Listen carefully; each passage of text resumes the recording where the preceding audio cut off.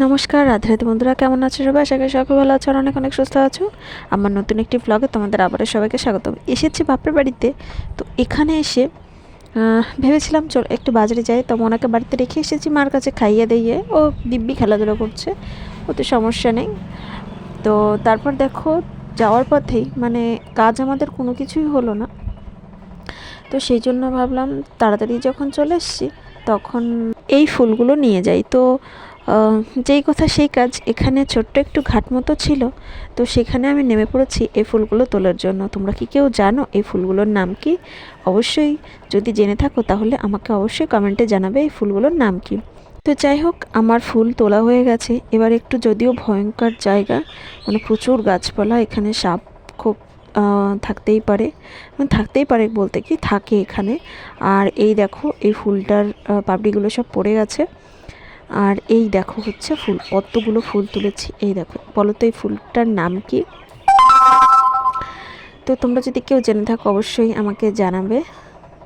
চলো, এই ফুলটা দিয়ে যে ক্রাউন বানানো যায়, আমি অ্যাকচুয়ালি তুলেছি মনার জন্য, যে ওকে ক্রাউন বানিয়ে পরাবো। তারপর দেখো এবার কুকি, মানে আমার বোন, ও ক্রাউন বানাচ্ছে। এইভাবে বানাতে হয় ক্রাউন।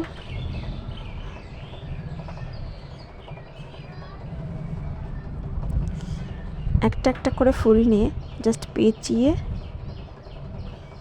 সেটাকে ধরে নেক্সট ফুলটাকে বসাতে হবে। তারপর এইভাবে আস্তে আস্তে ক্রাউন হয়ে যায়, মানে সুন্দর একটা ক্রাউন তৈরি হয়।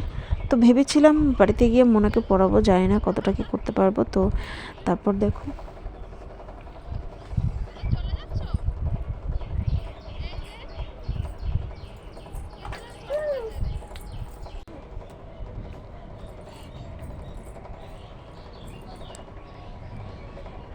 হলুদ কালারের এই ফুলটা এত সুন্দর লাগে দেখতে।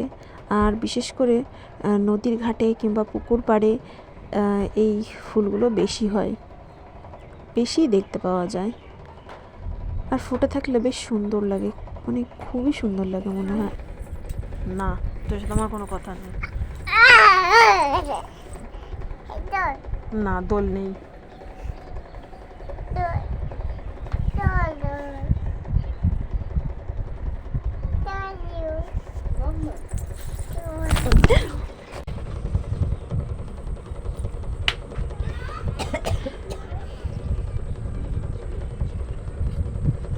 তারপর দেখো চলে আসছি খেলার মাঠের এখানে। এখানে প্রচণ্ড বড় একটা মাঠ আছে, তো সেটা তোমাদের পরে দেখাবো বলতে দেখিয়েছি।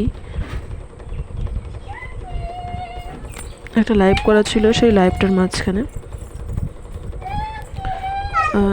লাইভটাই এখানে আমরা দাঁড়িয়েছিলাম। তো যাই হোক, তোমাদের আজকের ভিডিওটা কেমন লাগলো অবশ্যই জানিও। আর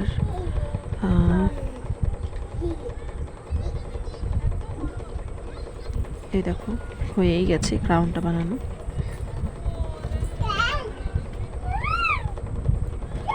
তোমাদের আজকের ভিডিও কেমন লাগলো অবশ্যই জানিও। সবাই খুব ভালো থেকো, সুস্থ থেকো, দেখা হবে নতুন একটি ব্লগে। ততক্ষণ সবাই খুব ভালো থেকো, বাই বাই।